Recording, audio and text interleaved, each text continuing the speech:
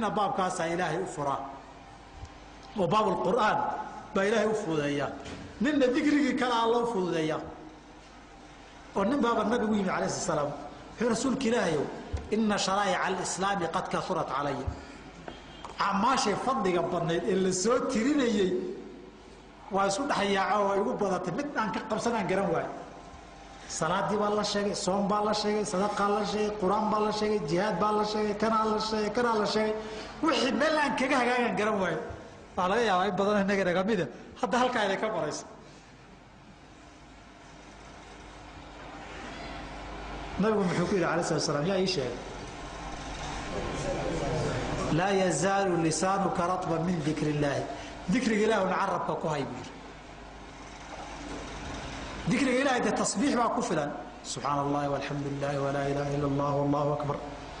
dikriga gaar loo sheegay waxaa ka mid a ninkii maalin waageedu bariyay laa ilaha illa allah waxdahu laa shariika lah lahu lmulku walahu alxamdu calaa kulli shay qadiir boqol jeer akhriyaay wuxuu nabigu yidhi qofna lama iman kara camalkiisa wax ka fadli badan waana wadhaa qibka iyo qaxarka ay dhig la daadiyey iyo gaajada iyo sadaqa xoolo la bixiyo tanaaban haystaaye tanna markaa timaado wax ka fudud oo la sameeyaba malaha kalimataani khafiifataani cala allisaani xabiibataani ila araxmaani haqiilataani fi lmiisaani laba erayoo carabkana u fudud ilaahayna jecel yahay miisaanka aakharana culus subxaana allahi wabixamdihi subxaana allahi alcadiim taniyo tanaaban ka wada sahlane maxaa iyada naloogu sheegi waaye waa hore tanaaban meel low ka qaban lahayn iyo lafteedu qofkan ilaahay u fududayn ma sahlana dikrigaasaa qof ilaahay u fududeeya nin baa nabigu alay salaam awqaadiisii intuu ka hadlay buu wuxuu yidhi rasuulka ilaahay oo salliga nabigu weydiinay salligaaga inta haddaan siiya ka waran waa khayr buu yidhi haddaan siyaadaysana waa khayr waktigoo dhan ba haddaan siiya ka waran buu dabcan faraa'idku waa laga reebayaa saasaa kuu khayr badan buu anigu maanta o dhan ba maan salligoon iska akriyo qur-aan iyo xataa wax kale maxaa igu lugoy waa wuxuu qofku isdhihi karo waxa loo badinayo ninba baabbaa ilaahay u fududayn intaa marka laga soo tago agoontii awayaga iyo araamishii iyo dadkii baahnaa jannada soo nin lama dhihin sujuuddaad nabiga agihiisa ku tegi kartaa nabigu soo kaydimaa calayh salaam isagana ana wa kaafirulyatiimi lahu aw ligayrihi ka haatayni fi ljannati labadaa farood oo kale aan isku noqonaynaa jannada anigiiyo ninkii agoon oo aniga bad kale oo maxaad iigu wadaan awr agoonka bishii imisaa ku filan waxay dhaheen waayahan dambe $40 war iga soo doono sanadkii mar baan hormarin soo intaa un maaha maxaad meel kaleba igu wadaan aniga waan iska sheekaysan waan iska seexan waan iska shaqaysan faraadkana waan ilaalin hal agoonun baan damaanad qaadiyo aan biilkiisii iyo waxbarashadiisii iyo caafimaadkiisa bixin jannadana aniga nabigu sidan baan noqonaynaa weligaaba dhiig soo daadiyo soo sadaqa la soo bax wallahi markaasaa la yidhahda waxaas leedahay kuwii hore o dhan batala ka sidata marka ana wa kaafirulyatiimi lahu aw ligayri ka haatayni fi ljannati oo maxaad raadinaysaaba darajatulwasiila agaga arkeedii jannada inaad tagta maahane maxaad raadin dadka baahan ee dhibaataysanna nabigu casayada marar kaluu ku beriyay xadiidka abi muusa nabigu wuxuu yidhi qof kastoo muslima sadaqaa laga rabaa waxaa la yidhi hadduu heli waayana wuxuu yidhi war intaad shaqaysatood xamaalato naftaadana wax ka tar muslimiintana ku sadaqayso markaas waxaa la haddaanan awoodin oona heli karinna ama aanan samaynin oo waxoogay xooluhu igu adkaadaan bixintoodan hadalkaas su-aasha waxaan u malayn dambe dad badanoo innaga inaga midaa laynoo yidhi soo ma sadaqadii xoolihii hale istaadaa waxoogay bixintooda igu adkaata maxaan sameeyaa waxaa la yidhi dadka baahan u kaalmee qofka dhibaataysan qof aad la riixdi iyo qof aad alaab la saarti iyo qofka dhibaataysan oo wuxuu qabati iyo dadkii dhibaataysnaa waxaa ka mid a caruurtan haweenkan garoobka islaan garooban oday daryeelo lahayn dadkaa iska dhibaataysan buu nabigu alay slam wuxuu yidhi assaaci cala alarmalati waalmiskiini kalmujaahidi fii sabiili illaahi alqaa'imi alleyli assaa'imi annahaari ninka agoontaha dadka masaakiinta waxu tarkooda iyo haweenkan rag la-aanta ee waxu xamaalo aan haynin caawintooda ka shaqeeya ee dadka u dhexgala ee war laga warqabo yidhaahda ee dadka wax uga ururiya waxa loo hagaajiyay yiraahdo hawsha aad u shaqeeyay shaqadu haya waxay la mid tahay nin jihaad ku jira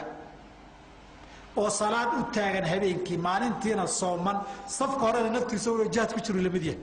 yani maxamed igu faanay agoontii masaakiinta aan ka shaqeeyo safka hore aan ka imid iyo furintaan ka imid maxaad igu faanayba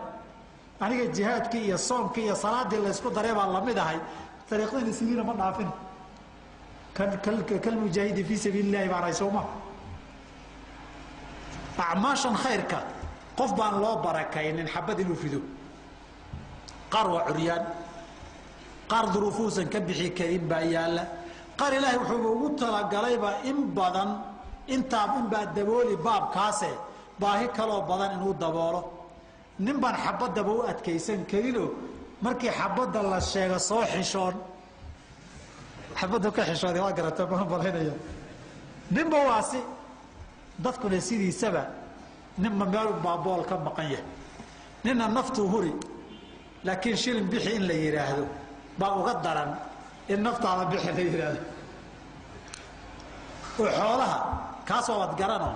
10 shilin buu u dhiman naftiisa u hori igu dhufudhi xabadda laabta intuu soo furta 10 shilin haddii la qaato waxay biyeen xoolahana ka haystay iska dah hoos gelinaysa gelini naftiya maalka marar bay naftu ka rakhaysan tahay lidaalika quraanku jihaad markuu ka hadlaayo maalka la soo hormariyaa bay dheheen laba meeloodoo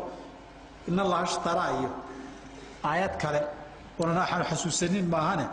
ibn al-qayyim soo reebaya raximahullah ta'ala warka waa idinku dheereeyay waxaan rabaa inaan iraado abwaabul khayrku way badan tahay ummadana qofba ilaahay mid buu u sahlaa maslaxad baana ku jirta masaajidu inay camiraato oo dad in badan ku tukada la helo in badan quraan wax akhrista la helo waa maslaxa sharciya weeyo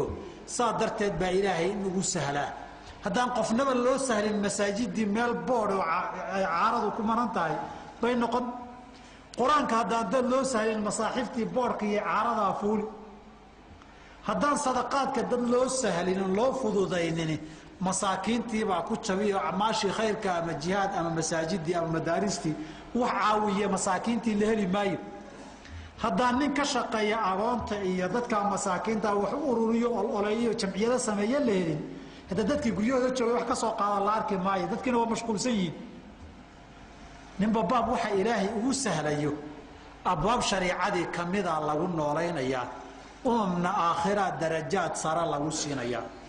waxaan kusoo gabagabeynayaa mar kale aan ku soo celiyey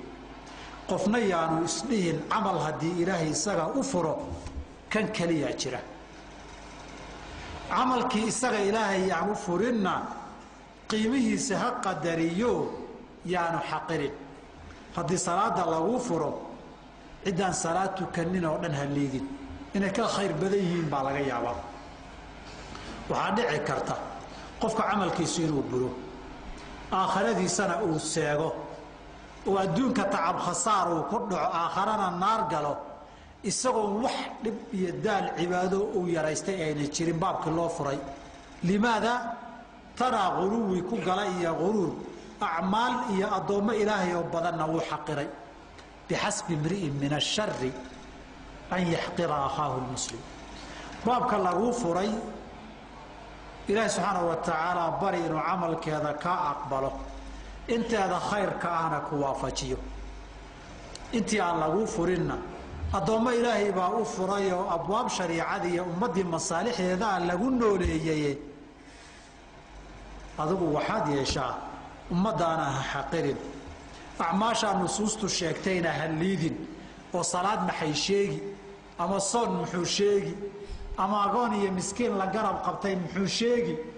arrintaas uurkaagana yaanay gelin afkaagana yaanay soo marin guud ahaanna halkaa waxaan ka ogaan karnaa abwaabtu khayrku way badan tahay haddii midu kugu adkaada mid baa kuu furan haddii kani ku dhiba kanaa kuu sahlan naftaada mid haddaad ku kari weyda hadaaline bal marba mid ku day midunbaa laga yaabaa kii kullun muyasarun limaa khuliqa lahu inaad tahayo ilaahay baabkeeda kuu furo kuu barakeeya addoommana kugu anfacaa laga yaabaaye abwaabta khayrka midkii kugu adkaada nawaafishiisa intaad iska ka wareegto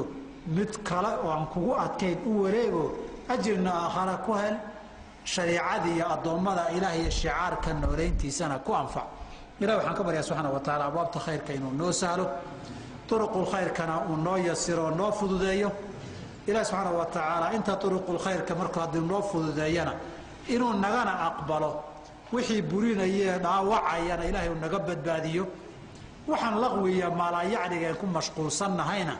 waxa aakhiradeenna iyo adduunkeennana anfacaya ilaahay inuu noogu bedelo subxaanaka allahuma bixamdika ashhadu an laa ilaaha illaa anta astaqfiruka wa atuubu ilayk